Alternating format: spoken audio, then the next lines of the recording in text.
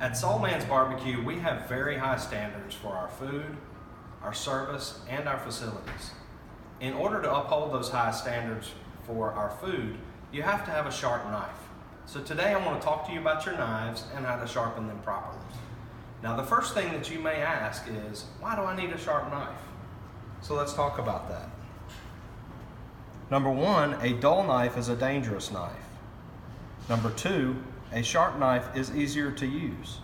Number three, a sharp knife is more effective. At Soulman's Barbecue, we like to cut our meat thin, and we also like to cut all the way through the meat.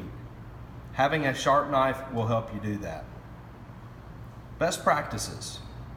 You should hone all of your knives as often as you can, because honing more often preserves the knife.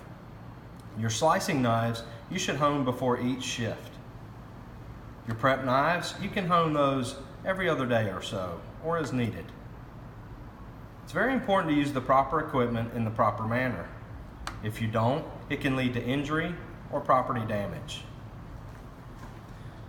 So now that you know the reasons why you need a sharp knife, let's talk about the anatomy of a knife so you understand what you're working with.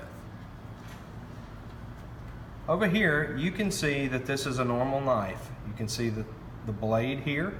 This here is the bevel, topped off by a very sharp edge.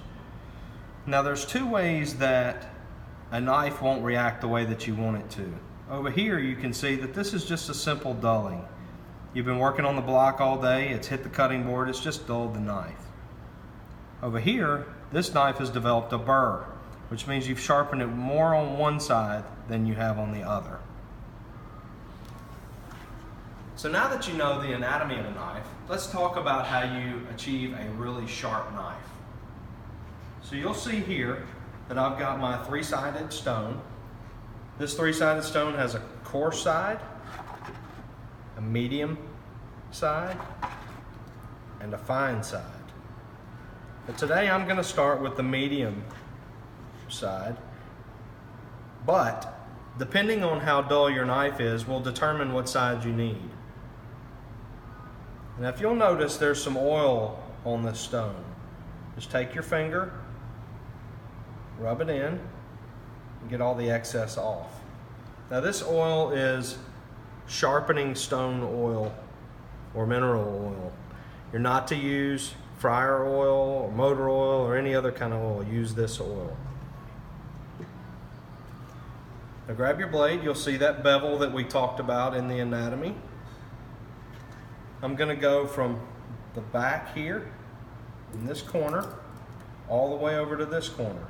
When I reverse it, I'm going to go from this corner to this corner. You want to pick about a 20-degree angle here. Use even pressure and just go from one corner to the other corner. Reverse it from this corner to this corner. And you're going to do this as many times as you need in order to put an edge on the knife. Now there's no need for speed here. You just go nice even tempo, making sure to hit it the same amount of times on each side. Now, in order to check and see if you have an edge on the knife, just gently rub your finger on the knife, very carefully. With practice, you'll know that you have an edge. Once you have that edge, you're going to turn to the fine side. Same as with the oil, just get the excess off with your finger. You're going to repeat the process.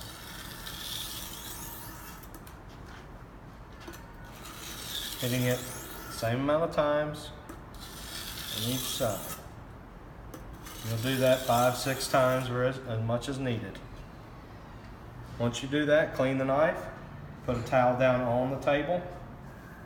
Don't pick it up and do it, or you can go straight through that towel, cause yourself injury.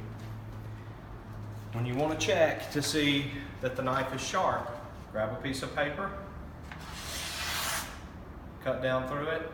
You can see you've got a very sharp knife and ready to uphold those high standards.